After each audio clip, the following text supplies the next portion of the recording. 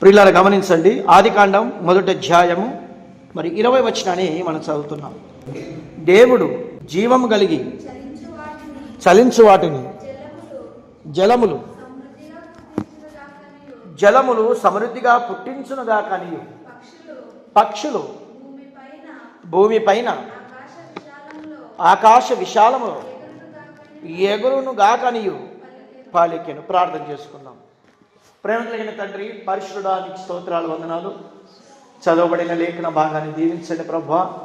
ఈ లేఖనంలో ఉన్న నా ప్రభు కొన్ని విషయాలను మేము ధ్యానించబోతుండగా మీ అద్భుతమైన సంగతులను నాతో, మాతో, మా అందరితో మీరు మాట్లాడమని, దయగలిగిన ప్రభా నీ యొక్క వాక్కుల చేత నీ పిల్లలతో మీరే మాట్లాడమని, కృపగలిగిన దేవా నీకు స్తోత్రములు చెల్లిస్తూ నీ వాక్కుల చేత మాతో మాట్లాడమని ప్రార్థిస్తూ క్రీస్తు పేరిట ప్రార్థన అడుగుచున్నాము తండ్రి, ఆమేన్. ఇక్కడ గమనించండి, దేవుడు మరి భూమిని, ఆకాశాన్ని, సూర్యుని, చంద్రుని, పక్షులను, జంతువులను మనము మరి 1వ అధ్యాయము అందులో మనం చూడగలుగుతాం. చూడండి, కొన్ని 20 వచనంలో మనం చదివే ప్రకారము దేవుడు జీవము కలిగి చలించు వాటిని జలములు సమృద్ధిగా పుట్టించునుగాకనియు. గమనించండి, ఇక్కడ మనం చూద్దాం, పక్షులు భూమిపైన ఆకాశ విశాలము ఎగురునుగాకనియు. గమనించండి, దేవుడు పక్షులను కూడా అతి ప్రాముఖ్యంగా మనం చూస్తుంటాం. ఆకాశంలో ఎగురుతున్న పక్షులు, ఒకప్పుడు మన చిన్ననాటిలో చాలా పక్షులు ఉండేటివి, ఇప్పుడు పక్షులు చాలా తక్కువైపోయాయి. అయితే గమనించండి పిల్లరా, పక్షుల గురించి మనం ఈరోజు మాట్లాడుకుంటాం. అయితే గమనించండి, మరి అన్ని పక్షులలో ఒక పక్షి గురించి మీకు ఈరోజు పరిచయం చేయడానికి నేను ఆశపడుతున్నాను. ఎన్నో పక్షులు ఉన్నాయి, అన్ని పక్షులలో ఒక పక్షిని మనము ఈరోజు ఆ పక్షిని గురించి మనం విందాం. దేవుని స్తోత్రం. అందరూ దయచేసి జాగ్రత్తగా వినవలసిందిగా మీకు మనవి చేస్తున్నాను. ఈరోజు మనం వింటున్న ఆ పక్షి పేరు ఏంటంటే పావురము. ఏది చెప్పండి? పావురము. ప్రియులారా, ఈ పావురము గురించి ఈరోజు మనము 7 ఆత్మీయ పాఠాలను మనం నేర్చుకుంటున్నాము. ఈ యొక్క పావురం గురించి బైబిల్ గ్రంథంలో ఇంచుమించు 7 ఒక ఉన్నతమైన ఆత్మీయ పాఠాలను దేవుడు పొందుపరిచాడు. బహుశా ఈరోజు 1 లేక 2 మనం చూడగలుగుతాం, ఎందుకంటే రాబోయే దినాల్లో ఇంకా చక్కటి విషయాలు మనం ధ్యానిస్తాం. ప్రియులారా గమనించండి, మనము ఈ యొక్క పావురంలో కొన్ని లక్షణాలు ఉన్నాయి. అందులో మొదటి లక్షణం మనం చూడగలిగితే మత్తయి సువార్త 10వ అధ్యాయము 16వ వచనం, ఇదిగో తోడేల మధ్యకు గొర్రెలను పంపినట్లు నేను మిమ్మల్ని పంపుచున్నాను, గనుక పాము వలె వివేకులను పావురం వలె నిష్కప్తులై ఉండు. ఇక్కడ గమనించలేదు, ప్రభు ఏమని చెప్తున్నాడంటే పాము వలె మీరు వివేకులు కలిగి ఉండండి. ఇక్కడ గమనించండి, 2వ మాట, పావురం వలె ఏం చేయాలంట?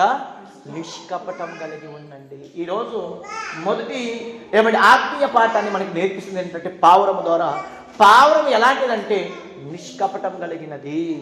ఇది చెప్పండి, అది నిష్కపటం కలిగినది. ప్రియులారా, అందులో కపటం కనబడదు, అందులో దేశం కనబడదు, అందులో ఆ ఒక పావురములో ఎలాంటిది అంటే ప్రియులారా చాలా మృదువైనది, చాలా సాధు కలిగినది, చాలా ప్రేమ కలిగినది. ఒక మాటలో చెప్పాలంటే ప్రేమైన దేవుని వాళ్ళారా, ఇక్కడ గమనించండి, ప్రభు చెప్తున్నాడు మీరు పావురం వలె నిష్కపటులై ఉండండి. నిష్కపటం అంటే ఏ నేరము తనలో లేనది అని అర్థము, ఏ పాపము, ఏ దోషము అందులో లేనిది అని అర్థము. ఇక్కడ గమనించండి, కపటము కలిగినదంటే ఎలాంటిదంటే ప్రేమైన దేవుని వారులారా, కపటము కలిగిన వారు పైన ఒక రీతిగా ఉంటారు, లోపల ఒక రీతిగా ఉంటారు.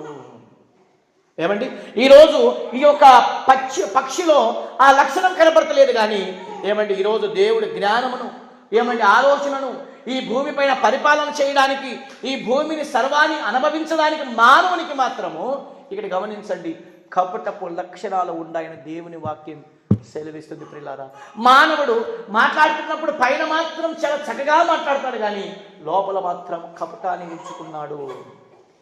లోపల గమనించండి, ఎదుటి వాడిని ద్వేషించడానికి, ఎదుటి వానికి పాడు చేయడానికి, ఎదుటి వానికి ముంచడానికి లోపల మాత్రం భయంకరమైన ఈ కపటాన్ని దాచుకున్నాడు.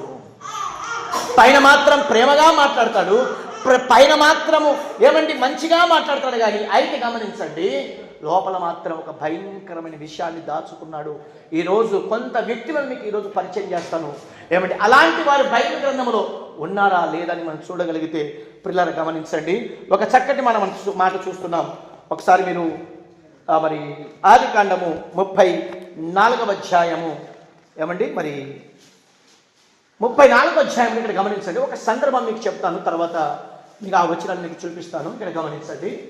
ఆ జరిగిన సందర్భం ఏంటంటే, యాకోబు గారికి 12 మంది కుమారులు మనకు తెలుసు. ఆ 12 మంది కుమారుల తర్వాత ఏమంటే తనకు ఒక కూతురు కూడా ఉంటుంది అనమాట. ఆమె పేరు ఏంటి చెప్పండి? దీనా. ఆమె పేరు ఏంటి చెప్పండి? దీనా. దీనా అని అమ్మాయికి ఏమండి ఆ ప్రాంతస్తుల్లో ఒక వ్యక్తి, ఆ వ్యక్తి ఏమంటే అన్నుడు అనమాట. ఆ వ్యక్తి ఏం చేస్తాడంటే ఈ దీనాతో ఏమండి పాపం చేస్తాడు, వ్యభిచారించాడు. వ్యభిచరించినప్పుడు వెంటనే ఈ యొక్క తల్లి ఏం చేస్తుందంటే తన తండ్రి ఇంటికి వెళ్ళి, నాన్న మరి ఫలానా వ్యక్తి నాతో ఇలాంటి తప్పుడు పని చేశాడని చెప్పి తండ్రితో ఆ విషయాన్ని చెప్పినప్పుడు వెంటనే వాళ్ళ అన్నలు చాలా కోపిస్తారు. కోపించిన తర్వాత వెంటనే ఆ ప్రాంతానికి సంబంధించిన ఆ పెద్ద మనిషి ఏం చేస్తాడంటే, ఏ కొడుకైతే ఆ తప్పుడు పని చేశాడో వాళ్ళ నాన్నగారు వచ్చి, అయ్యా మా అబ్బాయి ఇలాంటి తప్పుడు పని చేశాడు కదా, అయితే ఒక పని చేయండి, మీ అమ్మాయికి మాకు ఇచ్చేయండి, మేము వివాహం చేసుకుంటామని ఆయన ఏమని మంచి ఆలోచనతో వచ్చి ఆ ఒక వివాహం చేసుకోవడానికి వచ్చింటాడనమాట.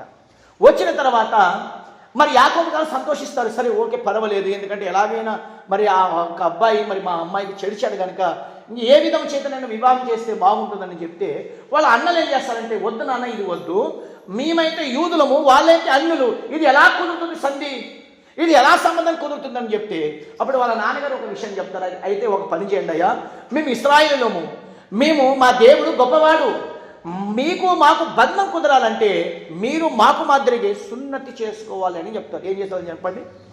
సున్నతి అంటే అర్థం ఏంటో తెలుసా? దేవునికి సంబంధి అని అర్థం. గమనించండి, ఇక్కడ ఆ వ్యక్తి ఎప్పుడైతే సున్నతి పొందుతాడో ఆ సున్నతి పొందిన వ్యక్తి లేకపోతే ఆ కుటుంబము దేవునికి సంబంధిగా మారిపోతాడనమాట.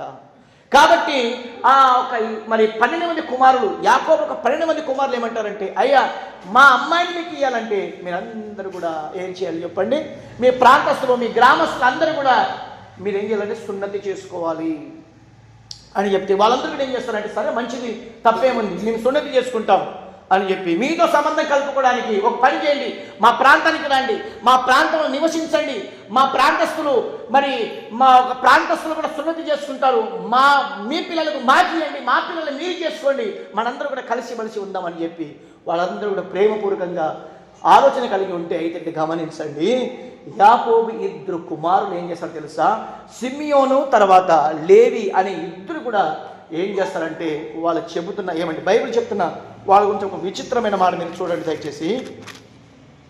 34వ అధ్యాయము 13వ వచనాన్ని మనం చూస్తున్నాం. చూడండి ఇప్పుడు 34వ అధ్యాయము మరి 13వ వచనం.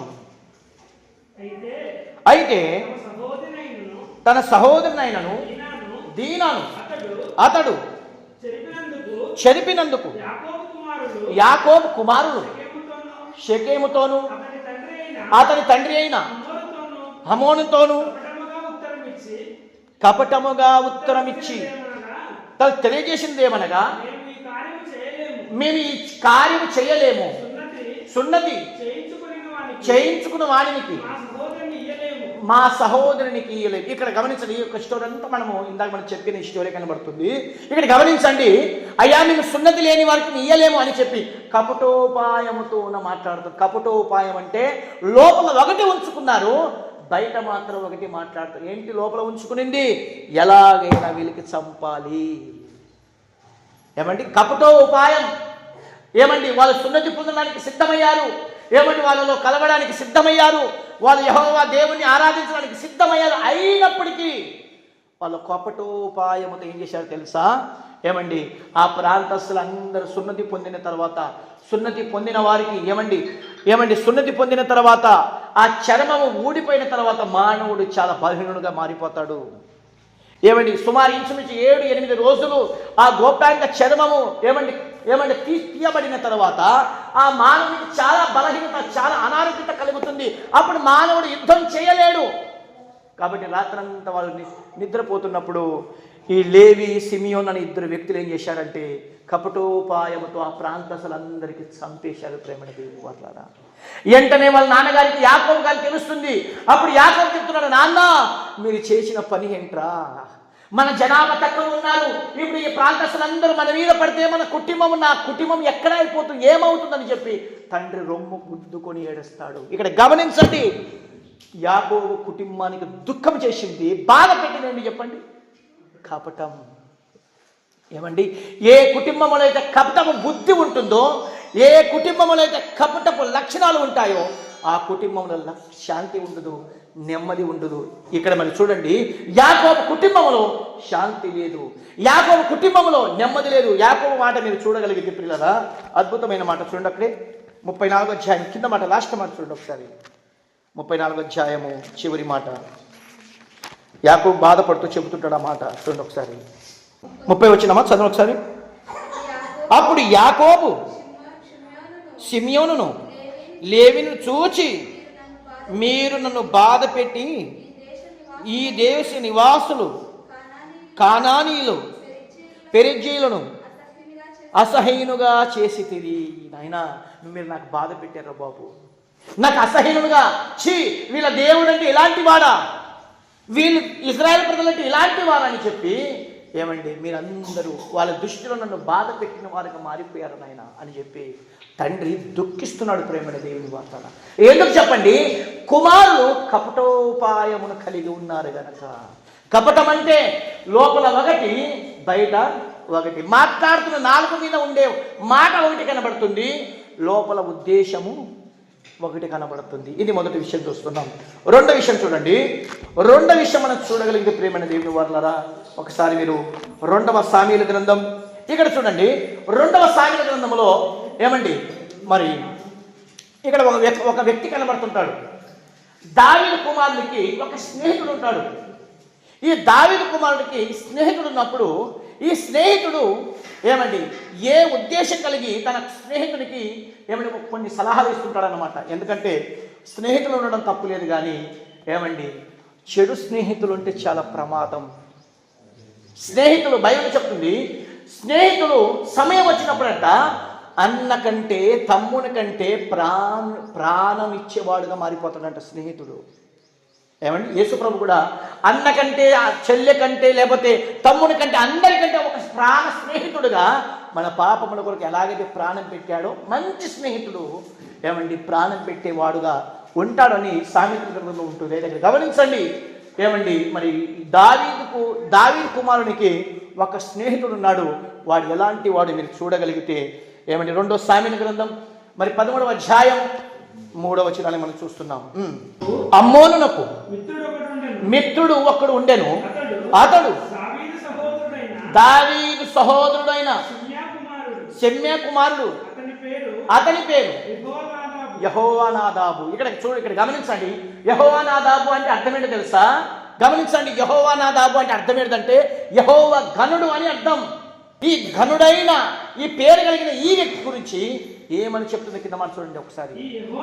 ఈ యెహోవానాదాబు బహు కపటము గలవాడు, బహు కపటము గలవాడు. ఏమండి ఈ యెహోవానాదాబు ఎలాంటి వాడంటే బహు కపటము గలవాడు.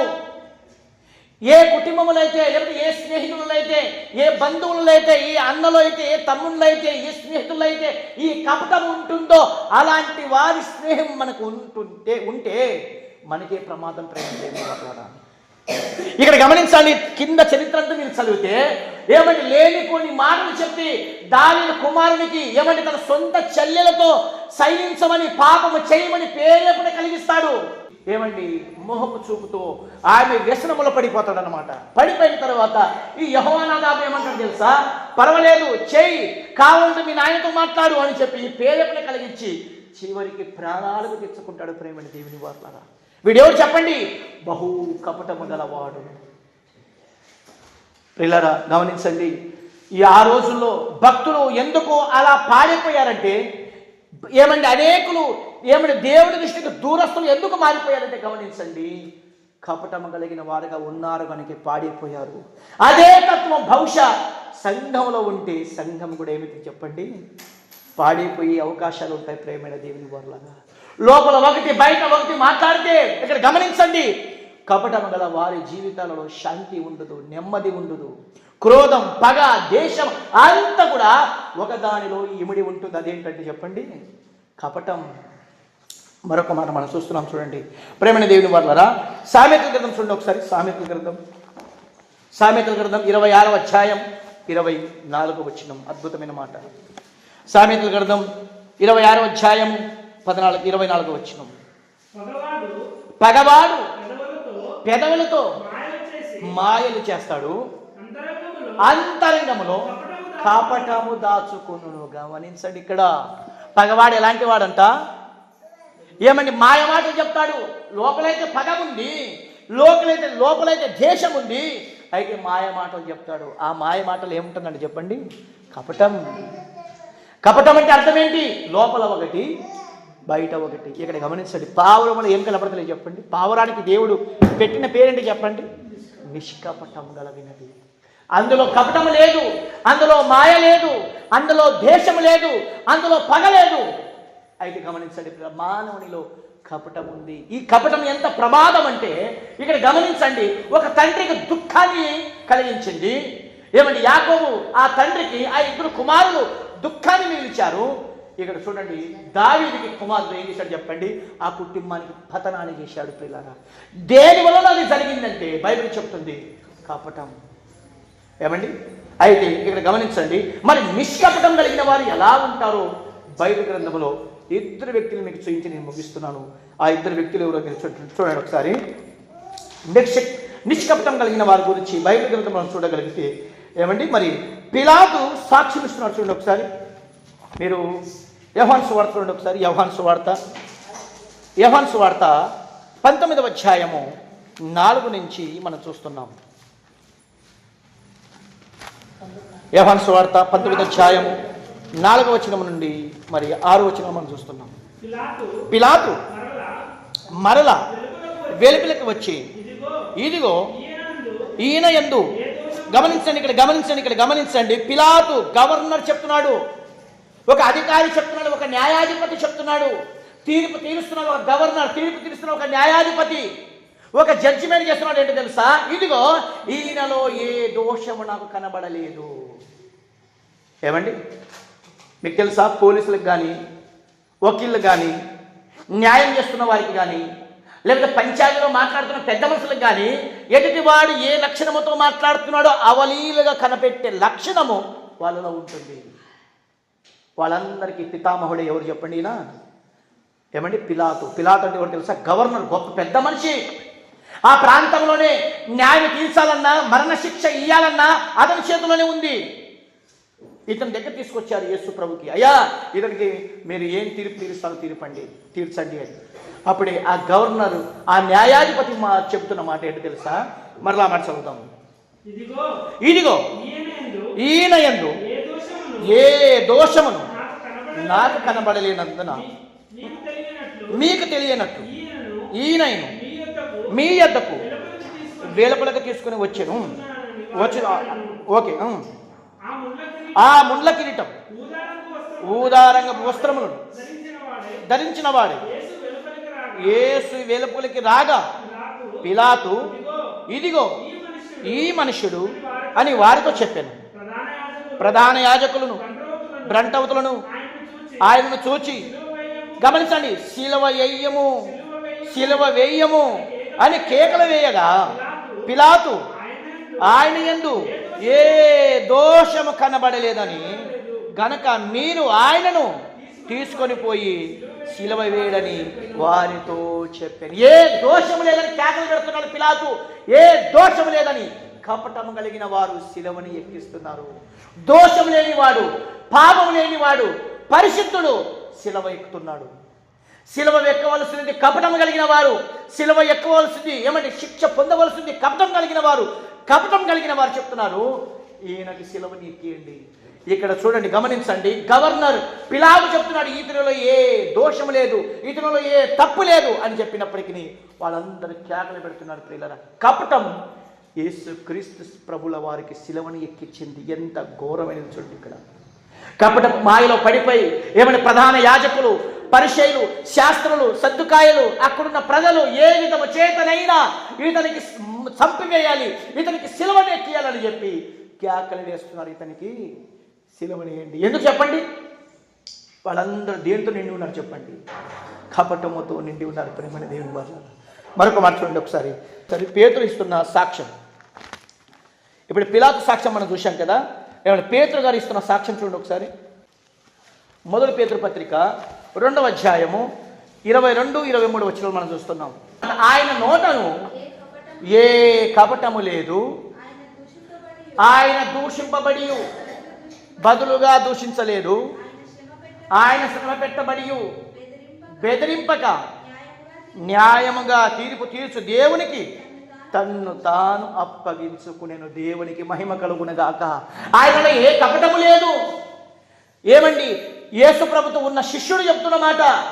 యేసు ప్రభుతో, అయ్యా నువ్వు చెరసాలకి వెళతావా? నేను చెరసాలకి వస్తాను. నీవు ఎక్కడ వెళితే నేను అక్కడికే వస్తాను. నువ్వు చావడానికి వెళ్ళినా నీతో కూడా వస్తానని చెప్పిన ఆయన, పేతురు ఎందుకు తొందరపడతావు? ఈ రాత్రి కోడి కూయక మునిపే ముమ్మారు నేను ఎరగనని నువ్వు అబద్ధం చెప్తావని చెప్పిన ఆ ప్రకారమే అబద్ధికుడుగా మారిపోయిన చివరికి యేసు ప్రభుని అర్థం చేసుకొని, యేసు ప్రభు నా కొరకు వచ్చాడు, మరణించాడు, సమాధి చేయబడి తిరిగి లేచాడని చెప్పి తప్పు తెలుసుకొని పరిశుద్ధాత్మ పూర్ణుడై ఏమండి ఈ పత్రిక రాస్తున్నప్పుడు ఏమంటున్నాడు తెలుసా? ఆయన యందు ఏ కపటము లేదు. చూశారా?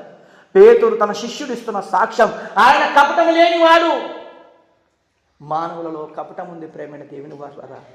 ఏమండి ఇక్కడ గమనించండి. ఒక పక్షిని తీసుకున్నాడు. పక్షిని తీసుకొని ఆ పక్షిలో ప్రభు చెప్తున్నాడు, యేసు ప్రభువే బతికి ఉన్నప్పుడు చెప్తున్న మాట ఏమండి, పావురం వలె మీరు నిష్కపటులై ఉండుడి. అయితే పావురములో ఉంది కానీ నిష్కపటం మానవులలో లేదు ప్రేమైన దేవుని వారు. ఏమండి మరొక మాట మనం చూస్తున్నాం. మరొకరి సాక్ష్యము మనం చూడగలిగితే ప్రభు ఇస్తున్న సాక్ష్యం చూడండి ఒకసారి. ప్రభు ఇస్తున్న ఒక వ్యక్తి గురించి సాక్ష్యం మీరు చూడగలిగితే యోహాను సువార్త 1వ అధ్యాయం 47వ వచనం. యేసు నత్తానేలును తన యొద్దకు వచ్చుట చూచి, ఇదిగో ఈతడు నిజముగా ఇశ్రాయేలీయుడు, ఈయన యందు ఏ కపటము లేదని అతని గురించి చెప్పాను. ప్రభువే సాక్ష్యం ఇస్తున్నాడు. ఎవరి గురించి చెప్పండి? నత్తానేలు గురించి. ఇదిగో ఇతడు నిజముగా ఇశ్రాయేలీయుడు, ఇతనిలో ఏ కపటము లేదు. ప్రియులారా గమనించండి. దేవుడు మన పట్ల సాక్ష్యం ఇచ్చే విధంగా మన జీవితాలు ఉన్నాయా? నత్తానేలు గురించి ప్రభు చెప్తున్నాడు, ఇతనిలో ఏ కపటము లేదు, ఇతడు నిజముగా ఇశ్రాయేలీయుడు. ఆ రోజు యూదుల గురించి గొప్పగా సాక్ష్యం ఇచ్చిందంటే తెలుసా? ఇశ్రాయేలులో ఏ వ్యక్తిలో కపటము లేదు, వాడు ధన్యుడు. ఈరోజు క్రైస్తవులలో జూటు సంఘములో ఉన్న వారిలో ఏ కపటము లేదని దేవుడు మన గురించి సాక్ష్యం ఇవ్వగలడా? నిజంగా మనలో కపటం లేదని చెప్పండి ప్రియులారా. ఇక్కడ గమనించండి. కపటం లేనివాడు, ప్రభు చెప్తున్నాడు, కపటం లేనివాడు, ఆత్మలో కపటం లేనివాడు ధన్యుడని దేవుని వాక్యం సెలవిస్తుంది. ఒకసారి మీరు చూడగలిగితే ఏమంటే కీర్తన గ్రంథం మరి 32వ అధ్యాయము 2వ వచనం మనం చూస్తున్నాం. యెహోవా చేత నిర్దోషి అని ఎంచబడిన వాడు, ఆత్మలో కపటము లేనివాడు ధన్యుడు. దేవునికి స్తోత్రం. ఆత్మలో ఎవరికైతే కపటము లేదో వాడు ధన్యుడు.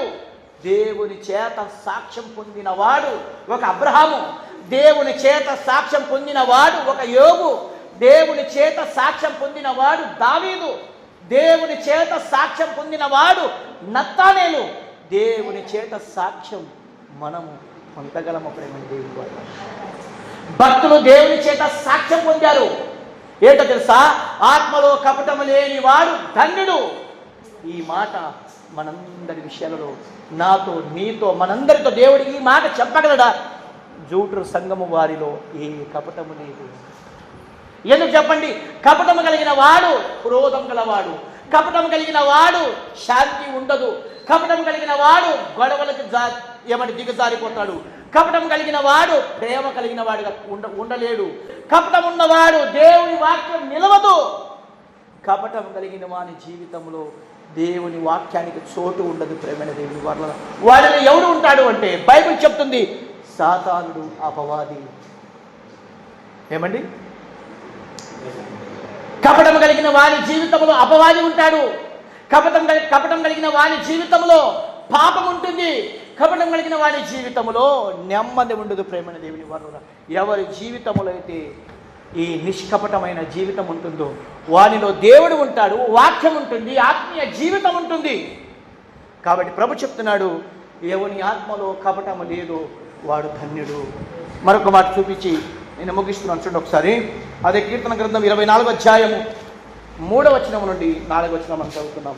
యెహోవా పర్వతమునకు ఎత్తదగిన వాడు, ఆయన పరిశుద్ధ స్థలములో నిలవదగిన వాడు, వ్యర్థమైన దాని యందు మనసు పెట్టకయు కపటముగా ప్రమాణము చేయకయు నిర్దోషమైన చేతులను సిద్ధమైన హృదయము కలిగి ఉండువాడే వాడు యెహోవా వలన ఆశీర్వాదమునందును. దేవునికి స్తోత్రం.